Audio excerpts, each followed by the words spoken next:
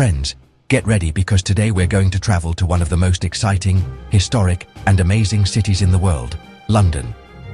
The capital of the United Kingdom, this city welcomes over 20 million international visitors every year, making it one of the most visited capitals on the planet. But we're not just doing any old tour. Today, as always, I'm bringing you a competitive ranking, a top 10 of London's most visited places, which will count down from number 10 to number 1. So stay until the end, because at number 1, a place awaits you that almost no traveler misses, and it has an incredible story behind it. On this trip, we're going to learn fun facts, historical details that few people know, ticket prices so you can plan if you visit, and secrets. Join me on this tour of the most touristy and spectacular London. Let's get started. In 10th place, we have Hyde Park, London's most famous green lung. This park was created in 1536 when King Henry VIII used it as hunting grounds, and over time it became a place open to the public, where Londoners and visitors enjoy walks, concerts, and relaxing moments. Inside the park, you can find the famous Speaker's Corner, where for centuries anyone can get on an improvised stage and express their ideas freely, a symbol of free speech.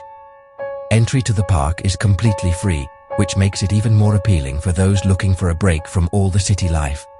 Plus, historic concerts have been held here, including one of the biggest in history, the Rolling Stones in 1969, with over 500,000 people gathered. Walking through Hyde Park is almost a ritual for Londoners, from families having picnics to runners, cyclists, and street musicians. It's amazing to think that in the middle of such a busy city, there's a space of 142 hectares of pure nature. Inside the park, there's a memorial to Diana, Princess of Wales, which has become a very popular spot. In 9th place, we find the Shard, a skyscraper that looks like it's straight out of a futuristic movie. At 310 meters tall, it's the tallest building in the UK and one of the tallest in all of Europe. It opened in 2012 and quickly became an icon of the London skyline. The observation deck, called the View from the Shard, is located on floors 68 to 72, and from there you get one of the best panoramic views of London.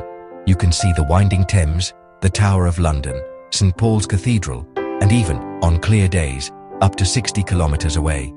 The entrance isn't cheap, it's around £32 per adult, about €37, but the experience is worth every penny, especially if you go up at sunset and watch the city light up little by little.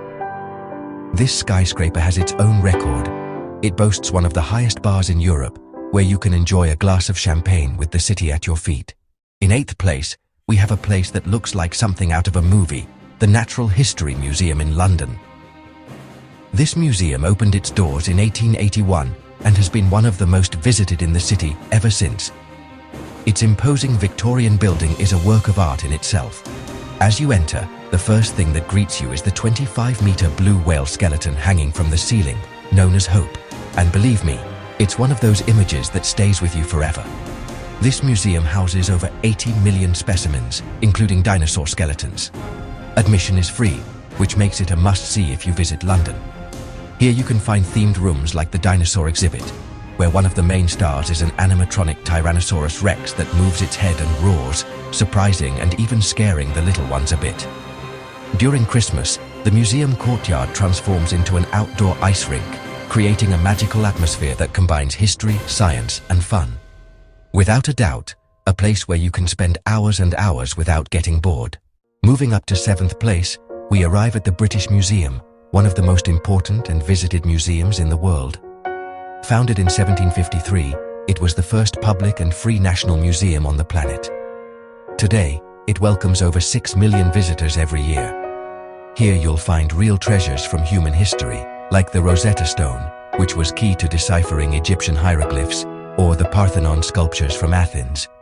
In total, the museum houses over 8 million items, though only a small part is on display. Admission is also free, which makes it one of the most accessible places for all tourists. Only some temporary exhibitions have an additional cost, usually between £10 and £20. The museum's original library was visited by figures like Karl Marx, who spent hours studying in its rooms. The museum has been at the center of international debates, as many of its objects come from different parts of the world and several countries have requested their return. In sixth place, we have the majestic St. Paul's Cathedral, one of London's most iconic churches. Built between 1675 and 1710 by architect Christopher Wren after the Great Fire of London, its enormous dome is visible from different points of the city and has become a symbol. Its dome, 111 meters high, is one of the largest in the world, and by climbing the 528 steps to the top, you reach the Golden Gallery, from where you get an impressive panoramic view of the River Thames and the London skyline.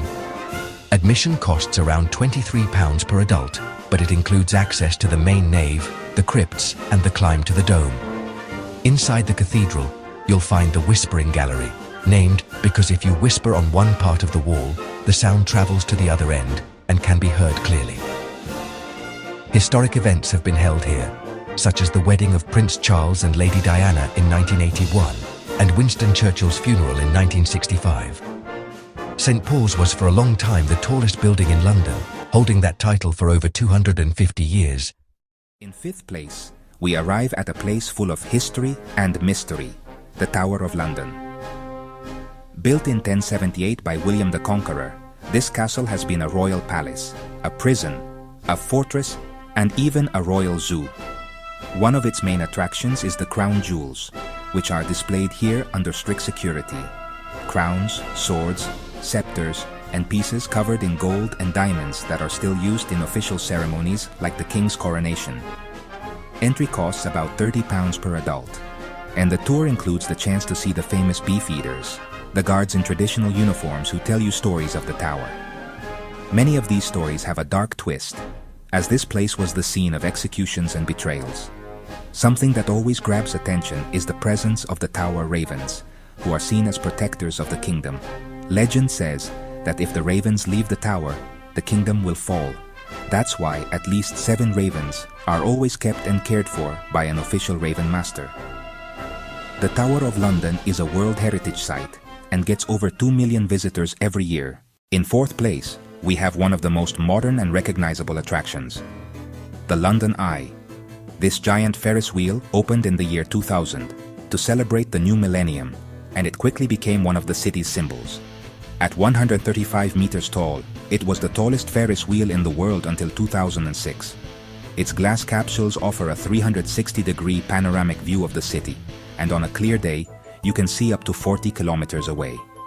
Entry costs about £30 per adult, though there are combo options with other attractions that can lower the price. The full ride takes about 30 minutes, just enough time to enjoy the view without rushing.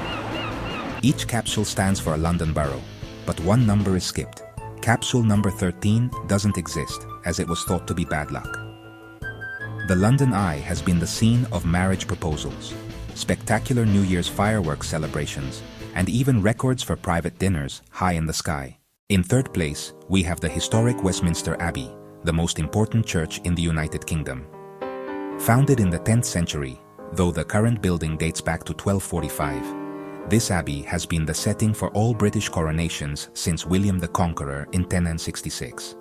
Entry costs about £29 per adult, and inside, you can explore a true architectural and artistic treasure, from the stunning Gothic nave to Henry VII's chapel. Here lie historical figures like Isaac Newton, Charles Darwin, Stephen Hawking, and Geoffrey Chaucer, among many others.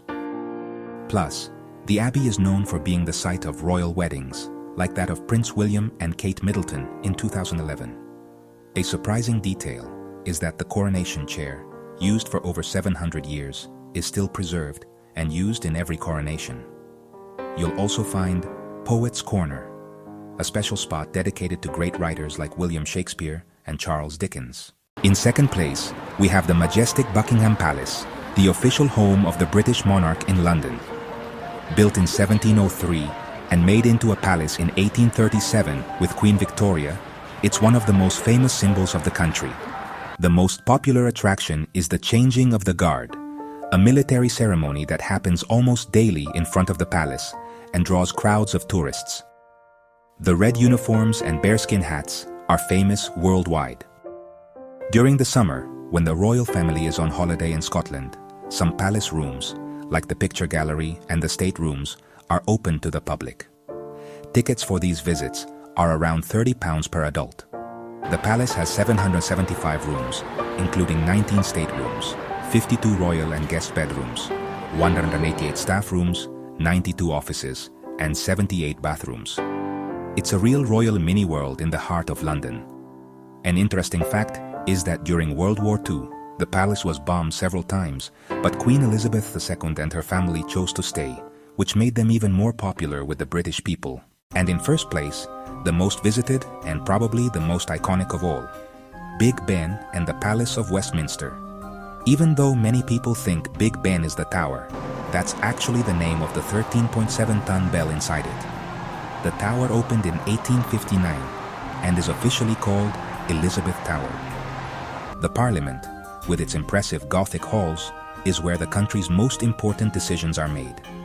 You can take guided tours inside for about £28 per adult, though UK residents can enter certain parliamentary sessions for free.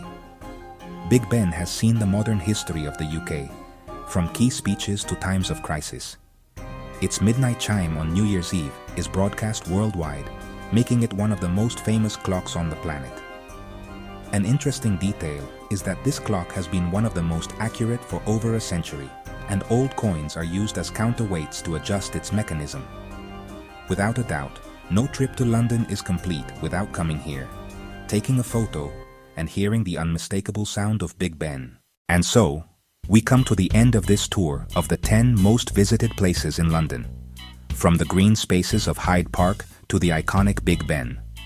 Now it's your turn. Which of these places would you visit? Or maybe you've already been and have your favorite. Tell me in the comments because I'd love to know. If you enjoyed this tour, please give it a like, subscribe to the channel for more trips to the world's most fascinating cities, and hit the bell so you don't miss any of our upcoming videos. See you at the next destination.